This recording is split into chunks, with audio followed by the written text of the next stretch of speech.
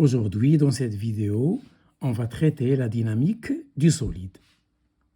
On a déjà vu des notions sur la dynamique du point matériel. La vitesse absolue, la vitesse relative, la vitesse d'entraînement d'un point matériel, l'accélération absolue, relative de Coriolis et l'accélération d'entraînement et la trajectoire et le vecteur vitesse, etc., de façon générale. Aujourd'hui, on va généraliser. On va traiter le cas le plus général, c'est la dynamique du solide. Bien sûr, on va revenir sur la dynamique du point matériel en étudiant ensemble des exercices que je vais vous préparer. Donc, la dynamique du solide. Je commence par définir un solide. Qu'est-ce qu'un solide? Un solide, c'est l'indéformabilité, c'est la constance. Ça veut dire que si je prends deux points du solide ou bien du système étudié, la distance entre ces deux points, la norme, elle reste constante. Quel que soit les deux points choisis, solide. C'est ça, un solide. Et donc, si la distance reste constante, ça veut dire qu'il s'agit d'un solide indéformable. Ce n'est pas le cas, par exemple, d'un ressort. Le cas d'un ressort, si je prends deux points du ressort, la norme AB varie, ne reste pas constante. Donc, mettez en tête qu'il existe deux types de solides, ceux qui sont déformables et ceux qui sont indéformables. Nous, on va s'intéresser, au cas le plus général, c'est le solide indéformable. C'est cette définition. Et on peut les classer, les solides, on peut les classer en solide discret ou en solide continu. Qu'est-ce qu'un solide discret, qu'il soit déformable ou indéformable? C'est un ensemble de points matériels. Chaque point a une masse, chaque point pk a une masse mk. Voilà. Et en général, on note le système, c'est un ensemble de points pk, bien sûr, affectés chacun d'une masse mk. Dans le cas général, la distance entre deux points pi et pj de ce système discret, de ce système discontinu, reste constante, quel que soit i et j. C'est-à-dire, on s'intéresse au solide indéformable. Ça, c'est pour un solide discret. Ça y est. Pour le deuxième solide qui est continu, comme par exemple un disque, une tige, je prends un volume dV P qui entoure un point P de ce solide. Voilà dVP qui entoure P. Ce petit volume, ce volume élémentaire, il présente une masse élémentaire dMP qui est égale à ρ en ce point P. Fois le volume dVP, parce que dm égale ρ V, ça c'est général. Ici, chaque point P présente une masse élémentaire dMP et donc un volume dP. Cette masse élémentaire et ce volume élémentaire sont liés par la masse volumique ρ en ce point P. Je rappelle que si le système est homogène, ce n'est pas la peine de mentionner P. On écrit ρ puisqu'elle est constante pour tout le solide. C'est le cas que l'on va rencontrer dans les exercices. Et voilà le cas général. Voilà un solide S. Je prends un volume élémentaire dV. Voilà. La remarque, si S est homogène, alors la masse volumique reste la même, quels que soient les points. Donc, au lieu de noter ρP, on note tout simplement ρ, puisque c'est la même valeur pour tous les points de ce solide continu. Ça, c'est la définition. Deuxième paragraphe, on va s'intéresser à la géométrie et à la cinétique. Je rappelle que ce sont des rappels. C'est un petit résumé de la dynamique du solide. C'est l'essentiel qu'il faut mettre en tête. Donc, je commence par centre des masses. On le note C ou bien G. C'est le centre de gravité, c'est c'est le barycentre, etc. Donc, si j'ai un système S discret, par exemple des masses, masse M1, masse M2, masse M3, il est lié par exemple par un ressort. C'est un système ou bien un solide discret. Alors, le centre d'inertie, le centre des masses, il est tel que, par définition, OC, O c'est un point de l'espace, par exemple du repère, c'est ou bien G. C'est sigma de MK OPK sur sigma de MK. Faites attention, ne me dites pas pourquoi on n'a pas simplifié par sigma de MK, sigma de MK. Parce que OPK, parce que ce sigma, il commande même OPK. Je n'ai pas noté OP pour la faire sortir et je simplifie. Non, parce que ce sigma, il intéresse les masses et les vecteurs OPK sur sigma de MK, de K1 jusqu'à N. Ça, c'est une définition à connaître par cœur. Vous avez déjà traité ça au lycée dans le cas de deux masses. Et vous avez noté OC égale M1 OP1 plus M2 OP2 sur M1 plus M2. Ça y est, lorsque vous avez traité le pendule pesant, par exemple. Ou bien, voilà, donc la tige, c'est M1, et le disque ou bien la sphère qui est soudée à la tige, c'est M2. Et vous avez calculé la position du centre d'inertie, le centre des masses de ce système, en utilisant cette formule, mais seulement pour deux masses. Ici, c'est très général. Pour un système continu, pour un solide continu, le centre d'inertie, il est défini par cette relation. OC égale 1 sur la masse de tout le système, de tout le solide, l'intégrale triple. Pour alléger l'écriture, j'ai choisi de noter une seule intégrale. Mais normalement, c'est 3, c'est sur le volume. Donc, lorsque je mets V, ça sous-entend 3 intégrales. C'est des intégrales triples. Je travaille dans R3. L'intégrale de OP dMP. On va expliciter ça dans des exemples. Ou bien, OC égale 1 sur M, je remplace dm par ρdv. Voilà, ρp dvp. Ça y est, ce sont des définitions à connaître par cœur. C'est le cours. Voilà, je simplifie encore l'écriture et j'écris donc le centre des masses d'un système, il est défini de cette manière. OC égale 1 sur V, OP dv. L'intégration se fait sur tout le volume. Ça, c'est pour un solide tridimensionnel.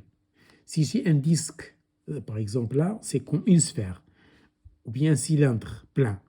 Si j'ai un disque OC, bien sûr, un disque où j'ignore le centre d'inertie, s'il est inhomogène par exemple, ou bien il comporte une autre masse sur l'une des moitiés.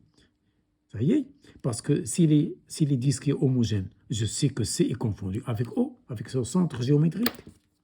Donc OC égale 1 sur la surface, OP dsP. En simplifiant, je trouve ça. Donc, pour un volume, 1 sur V dV. Pour un solide, 1 sur la surface ds, j'ai une intégrale double. Pour une tige, par exemple, c'est 1 sur la longueur de la tige, dLP. Ça y est, pour le volume, c'est V dV.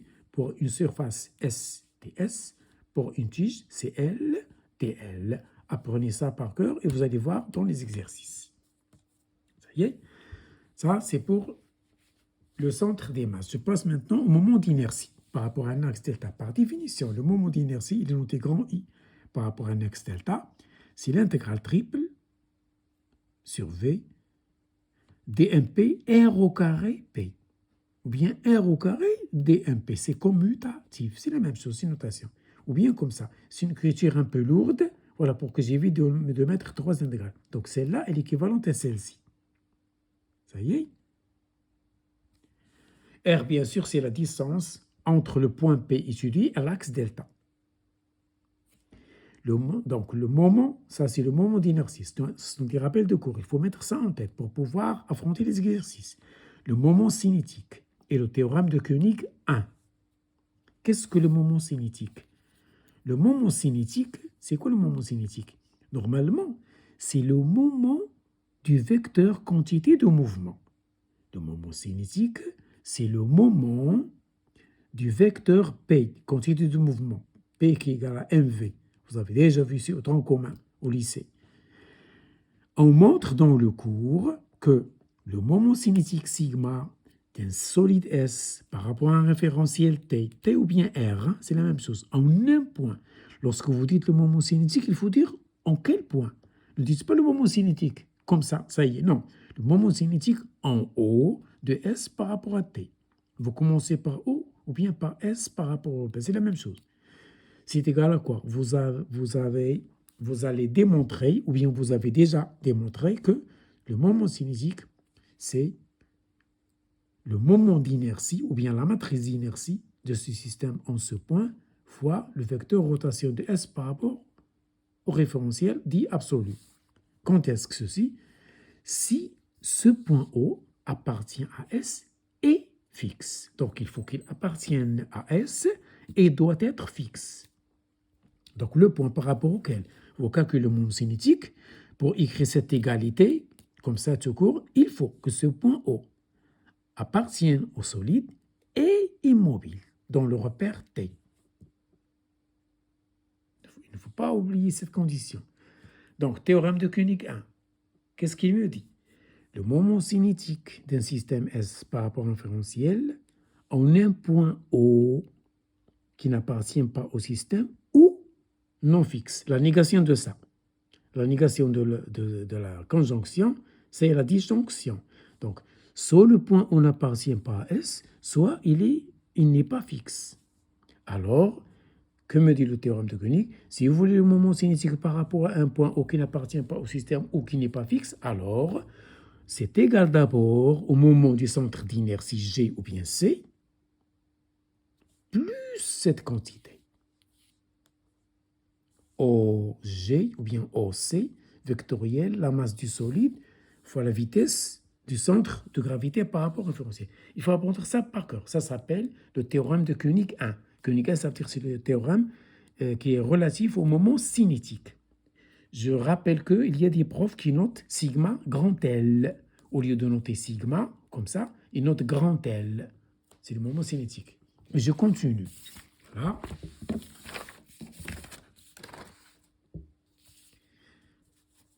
Je passe à D. L'énergie cinétique. Et c'est le théorème de Koenig 2. Parce qu'il y a deux théorèmes. Le Koenig 1, il est pour le moment cinétique, alors que le théorème de Koenig 2, il traite l'énergie cinétique. L'énergie cinétique, elle est définie de cette manière. Donc, l'énergie cinétique d'un système S par rapport à un référentiel dit absolu, n'oubliez pas le 2.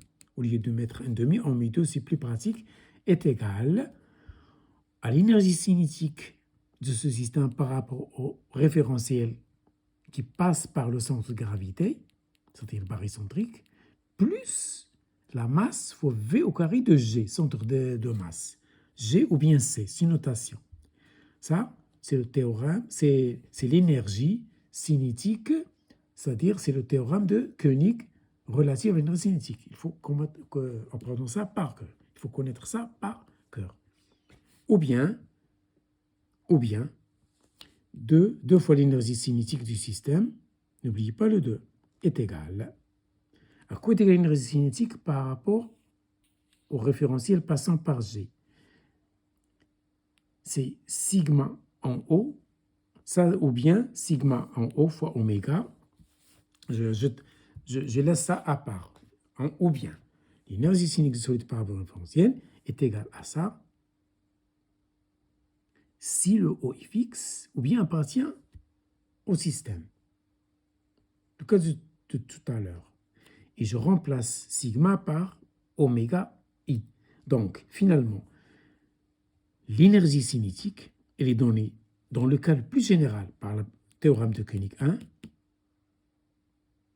ou bien si le point O dans lequel on calcule le moment cinétique, parce que l'énergie cinétique dépend du moment cinétique. Si vous voulez l'énergie cinétique, il faut passer par le moment cinétique. Et si vous voulez le moment cinétique, il faut savoir en quel point.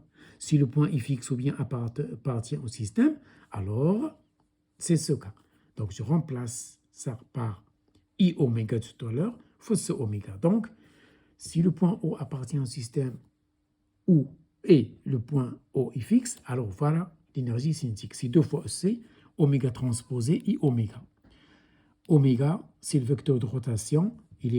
C'est sous forme d'une matrice colonne. Son transposé, c'est sous forme de matrice ligne. Donc ici, une matrice ligne, uniligne, une matrice unicolonne, enfin la matrice d'inertie. Ou bien, comme au lycée, oméga fois oméga, c'est oméga au carré, donc c'est I oméga au carré, et voilà 2. Donc C égale 1 demi de oméga au carré fois I. Voilà. Ça, c'est le calcul plus général. On va traiter ça avec.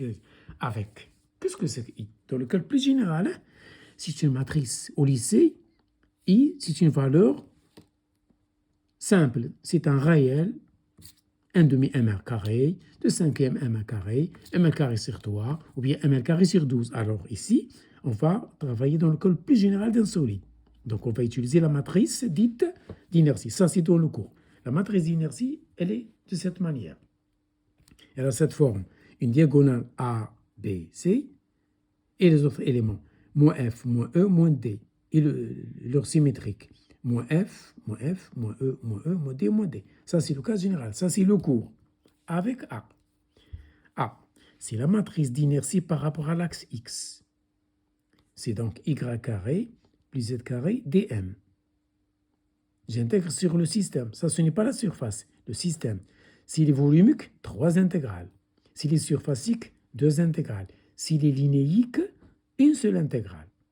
Donc ça signifie le système. Ce n'est pas surface, système. dm, c'est ρ dv, ou bien sigma ds, ou bien lambda dl. Ça dépend de la dimension du système, volumique, surfacique ou linéique. B, c'est la matrice d'inertie par rapport à l'axe Y. Elle a cette forme, c'est x carré plus z carré dm. C, c'est la matrice d'inertie par rapport à l'axe Z. C'est x carré, y carré dm. Ça y est. Par rapport à x, il n'y a pas de x. Par rapport à y, il n'y a pas de y. Par rapport à c, par rapport à z, il n'y a pas de z. C'est un moyen pour pouvoir les mémoriser. Alors que les autres, D c'est quoi D? C'est l'intersection de y et de z. Il y a y, z. E, c'est l'intersection de l'axe x et de z. Voilà, x, z. Le F, c'est l'intersection de y et de x. Voilà, dm. Donc, il faut connaître ça par cœur. Ça, c'est la matrice d'inertie. On va traiter des exercices dans la vidéo précédente, dans le calcul général. Voilà. Et je passe maintenant à la troisième partie, c'est les torseurs. C'est un récapitulatif, c'est un résumé, ce sont des éléments abrégés du cours qu'il faut connaître. C'est l'essentiel qu'il faut apprendre. Les torseurs. Qu'est-ce qu'un torseur? Un torseur, c'est un couple constitué par une résultante et un moment. Par une résultante et un moment. Résultante. Exemple, il y a le torseur cinématique, le torseur cinétique, ça c'est cinématique, cinétique, ou bien le torseur des forces. Voilà les trois torseurs essentiels. Ça y est. Torseur cinématique, il est constitué par le vecteur rotation oméga du système et du vecteur vitesse d'un point O appartenant au système. Donc, il concerne la vitesse de rotation et la vitesse de translation. Ça s'appelle le torseur cinématique. C'est général. Je prends un solide, donc pour le maîtriser en matière de vitesse, j'utilise le torseur parce qu'il contient les deux vitesses, et la rotation et la translation. Donc c'est le torseur cinématique. Il contient oméga et v d'un point appartenant au système. Ça, c'est la résultante générale. Ça, c'est le moment. La vitesse est un moment. Je passe au torseur cinétique. Cinétique, ça veut dire la résultante, c'est la quantité de mouvement P, c'est 1 fois V. La quantité de mouvement, je rappelle, c'est la masse fois la vitesse. C'est ça P, c'est la quantité de mouvement. Quel est le moment de la quantité de mouvement? C'est le moment cinétique. Quel est le moment du vecteur rotation? C'est la vitesse, c'est le vecteur vitesse. Quel est le moment de P? C'est le moment cinétique que l'on vient de traiter maintenant. Et quel est le moment de R, une force, pour le torseur des forces? C'est le moment en un point O. Donc la résultante générale est le moment de la résultante générale, toujours en un point. Lorsque vous dites moment, vous dites en quel point? Le moment en un point, le moment en un point. Donc il y a trois torseurs. Torseur cinématique, oméga V. Torseur cinétique, P sigma, ou bien L. Torseur des forces, c'est toutes les forces, la résultante de toutes les forces, le représentant de toutes les forces, la résultante, et le moment de cette résultante. Ça y est, quel est le lien? Cette résultante R, c'est-à-dire les forces, c'est la dérivée de P. C'est MA que vous avez utilisé en classe terminale. Donc, la somme de toutes les forces égale dP sur dt, c'est-à-dire MA. Donc, quel est le lien entre le torseur des forces et le torseur cinétique? C'est que la résultante R, c'est la dérivée de P. Et le moment M, c'est la dérivée de sigma. Donc, dérivée de sigma par rapport au temps égale M, dérivée de P par rapport au temps égale R. C'est la mécanique que l'on va traiter la prochaine fois. Voilà. Et on va continuer. Donc, voilà. J'écris ce que je viens de vous expliquer. C'est très important. Le théorème de la résultante générale, le théorème du moment cinétique. Ça, c'est la RFD, c'est la somme des forces égale MA, la somme des forces égale MA, parce que P, c'est MV, la dérivée de MV, c'est MA. Ça, c'est général. Et ça, c'est la somme des moments égale J θ seconde. En classe terminale, vous avez noté sigma des moments sans flèche, parce que vous avez manipulé un moment par rapport à delta, c'est-à-dire vous avez projeté ce vecteur sur un axe et vous avez manipulé un scalaire. Donc au lycée, vous n'avez pas le moment vecteur, vous avez le moment scalaire. Pourquoi? Parce que vous avez projeté ce moment vecteur sur l'axe delta. Qu'est-ce que le prof vous a écrit? Sigma dm par rapport à delta égale j θ seconde. Le j, c'est le moment d'inertie, il est là. Donc, sigma, tout à l'heure, on a vu tout à l'heure que sigma, c'est I fois oméga. Donc, si je dirais I fois oméga, je fais sortir oméga, je fais sortir le I, je dérive oméga, je trouve θ seconde, parce que oméga, c'est θ point. Ça généralise toute la mécanique et toute la dynamique du lycée. Donc, voilà la relation entre les deux torseurs. Le torseur des forces et le torseur cinétique. Attention, si vous écrivez le deuxième théorème, là, le cas où il y a rotation, ça c'est pour la translation, ça c'est pour la rotation. Le moment en un point O, c'est la dérivée de sigma au même point O. Si ce point O n'est pas fixe, il faut ajouter ça. M, VO, vectoriel, VG. Très important. S'il est fixe, par exemple, si vous écrivez le moment au centre d'inertie G. Au centre d'inertie G. Vous notez là, M en VG, vectoriel VG. VG, vectoriel VG, c'est 0. Donc attention, n'oubliez pas cette quantité, surtout si le point O n'est pas fixe dans le repère absolu. Ça, c'est le cas le plus général. Voilà pourquoi je l'ai souligné. Donc, si vous travaillez dans le centre d'inertie, cette quantité s'annule. Si vous travaillez en un point O quelconque, faites attention. Si ce point n'appartient pas au système ou bien n'est pas fixe, ajoutez cette quantité. Voilà. Et je passe à la puissance maintenant. Qu'est-ce que c'est que la puissance? C'est le torseur cinématique fois le torseur des forces. Le produit de deux torseurs, je fais le croisement.